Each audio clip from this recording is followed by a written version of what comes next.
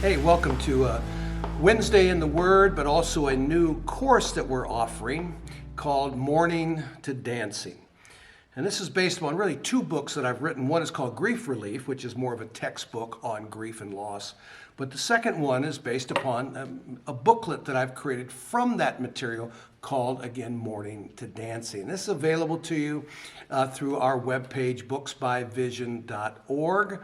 And also, of course, as a part of the course here. Today, we're just going to focus on really more of an introduction to what we want to talk about and one of the reasons for it. And, you know, I just want to start a little bit with, I wrote my first book, Grief Relief, before I'd ever had a major loss in my life. So I wrote it based upon basic theological and psychological studies and knowledge that I'd had at the time. Well, we needed a book on the topic, and so that's why I wrote it. But it wasn't very long after that I experienced the first of major losses in my life. My beautiful bride, Karen, we'd been married for 26 years, went home to be with the Lord. She'd gotten a glioblastoma multiforme. It's the worst type of brain cancer you can have, and you know, she fought it, and we went through surgeries, and we had ups and downs and hopes, but ultimately she went home to be with the Lord. And you know, I know now, looking back, this is many, many years ago now, that she wouldn't come back here for all the tea in China. But man, at the time, it was tough. I mean, where was God in the middle of this? We all had questions, not so much the why questions. We knew that. Why did she die? She died because she got cancer. Well, how come she got cancer? Well, because we live in a sin-sick world, a broken world where there is sickness and disease. Was it the will of God? No, I don't believe it was the will of God, and in the truest sense of it, but yet at the same time, she has eternal life. She's with the Lord. You know, these are all kind of mysteries that we have to grapple with at times. I got remarried, and not about 2.5 years later, and sadly, Noreen, she went home to be with the Lord after 5 years. 11 years later, got remarried again. It's been about 4 years, a little over 4 years now, married to Joan. So, I mean, I've had some losses. Just recently, one of our staff members, a brother named Ken Nee, just passed away, very suddenly, unexpected. And we're, you know, all over the world because of COVID and all the things that have been happening. There's just folks that have gone through some very, very tough times. And I just want to say, nobody really understands the grief that comes from a major loss. Nobody fully gets it. Nobody experiences it the same way. No one goes through the grieving process in exactly the same way. But we all have to go through it. You know, the fact is, suffering is in this world. And we're all going to face a certain level of suffering in life. I mean, as we get older, if we're blessed to get older, you know, eventually we'll have certain, you know, diminished capacity physically, maybe mentally, whatever. We're going to go through tough times. But I think, you know, it's the way life is. The more that we can plan for it, the more we can prepare for the realities of this life, I think the better we are. We'll talk more about that a little bit later. But one thing's for certain, we're, as human beings, as Christians, we're going to not only have to deal with loss and deal with grieving and deal with the concept of mourning, but we're going to have to help others. And we need to be equipped and prepared to help others in the mourning process. And so, you know, I just want to talk about this a little bit, very openly, very honestly, because it's a topic that really does need to be addressed. So today we're going to just focus on the fact that loss is inevitable in life. Grieving and mourning, however, are somewhat optional. Now, what do I mean by that? I mean, it is true that people who experience a loss, I mean, it could be a loss of a circumstance or situation, a loss of a loved one. Of course, that's most difficult. Probably the most difficult of all is the loss of a child. I mean, how does one ever fully recover from that? But there's all kinds of losses that we can experience. And the remedy to that, provided, I believe, by God, confirmed within His Word, is the process of grieving, which begins with mourning.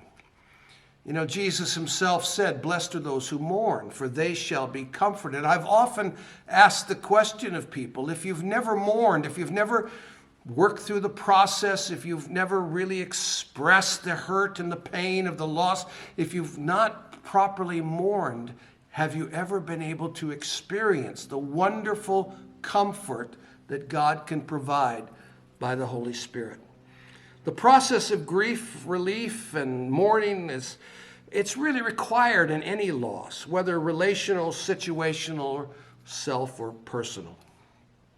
And so I just want to focus again a little bit in this session on what grief and mourning is. The response of grief, the symptoms of unresolved grief, stages of grief, the process of grief and the grief and mourning process.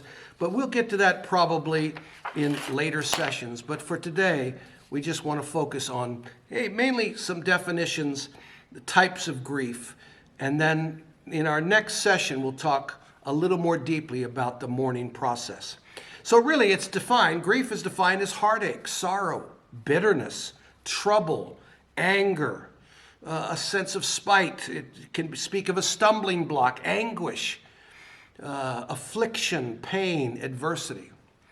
The word itself in the Hebrew speaks about robbed or of worn out, of weak, sick, anxiety, calamity. In the Greek, it's the word to grieve is to sigh, to murmur, to groan, even to have a grudge. Mourning itself is essentially, it's more of an action. It's more of a behavior, if you will. It comes from really the inside out. And in the original language, it speaks about tearing one's hair, beating one's breast, lamenting, fleeing, wanting to run away, to hide, to be sorrowful, to growl, to roar, to wail. And we've seen, and you've probably seen, men and women that have gone through a sudden loss, and they will experience these painful emotions. And I remember as a young Christian growing up and listening to certain preachers, and they will tell you, hey, you know, if you're a believer, you shouldn't mourn. You shouldn't grieve, because we know that to be absent from the body is to be present with the Lord. This is a great day. Well, for most people that really talk like that, I'd like to send them a day of grief or two. So bottom line, it hurts to lose someone. It hurts to have to say goodbye to someone that you love. And so really, grieving, mourning, the whole process of it, it's difficult, it's painful, but it's necessary. And I think especially now, I mean, really my message here is not just to individuals, but to the church at large. We need to do some mourning. We need to finish some grieving. We need to say goodbye to some things, some hopes and dreams that we've been holding on to, maybe in the political arena, maybe, you know, due to economic changes or because of COVID or what. We need to say goodbye and re-embrace life as God intended. But to do that, you have to be able to say goodbye before you can say hello. Well, as I mentioned earlier, there's different types of grief. There's grief that comes because of a loss of relationship, whether it's mom or dad, a sibling, a spouse. Again, I've sadly buried 2 wives. My beautiful present wife has buried 2 husbands. It's quite miraculous that we found each other, and we found a lot of happiness and joy. But we both still have remembrances of our previous spouses, and we talk about it, and we share that part of our life together because it is a part of our life together. But relationships, when they're lost, can be extremely painful. Even the loss of an animal, the loss of a church. And I mean, there's a lot of experience of loss because, again, of COVID and going online and doing, having to do Zoom and Facebook and all of that and not having the relationships Many children are experiencing a form of grief. It's almost a PTSD, post-traumatic stress disorder type of grief or loss because of being out of school and not being able to be with peers, etc. There's also the type of grief that comes from the loss of a situation. What could have been, what should have been. I mean, many people will put their hopes and dreams in various things, and when they are shattered for whatever reason, I mean, we know that hundreds and thousands of small businesses have been put out of business because of the economy. I mean, this creates a huge sense of loss and grief, and mourning is still the process for restoration and recovery from those things.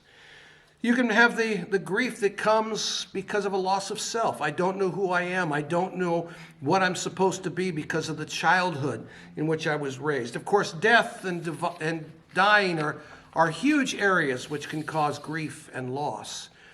And with that, of course, there's the loss of divorce. And I've said many times, divorce is even more difficult than death because the corpse, as it were, is still walking around. Well, in the next few sessions that we're going to have together, we're going to talk about, again, grief, loss, mourning. We're not doing this to be morbid.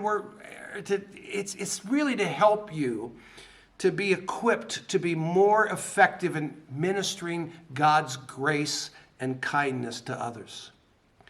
In general counseling process, it takes empathy, warmth, and respect to be able to minister effectively to God's people. Empathy is the ability to feel with. Again, not necessarily to feel sorry for, but more to feel the sorrow with someone who has experienced loss. That's why we'll talk about things you really shouldn't say when someone has had a loss. I mean, I understand. You might not, but you probably don't fully understand. Oh, they're in a better place. Please. That doesn't feel that way to the one who has just lost a loved one. But the fact is that we need to be able to be empathetic, to feel with the pain of others. And often that requires simply the ministry of coming alongside, of being present with someone. Warmth is that it's that you're there and you're present with them, and you exude, as it were, care and nurture and encouragement to others. Respect really comes from a place of how you view people. And we don't view people as worth less because they've had a loss. We certainly don't blame them for a loss that they've experienced. But we view them as created in the image of God, as of ultimate worth. And in a time of vulnerability, in need of someone to come alongside of them to give proper and nurturing care. So in our next few sessions, we're going to talk more about the stages of grief and all of that. But I hope that this will be a course and a time that it'll just be a blessing to you. It will strengthen you in your area of ministry as you minister to those that are struggling with grief and loss. God bless.